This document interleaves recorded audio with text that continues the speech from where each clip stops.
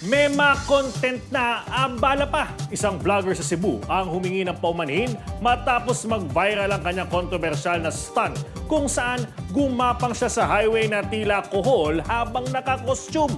Balitang umaabante mula kay Jason Gosilatar.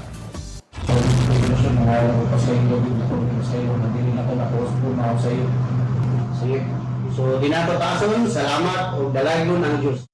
Humingi na ng sorry ang vlogger na nag-alakuhol at gumapang ng nakakostume sa isang highway sa bayan ng Consolacion, Cebu.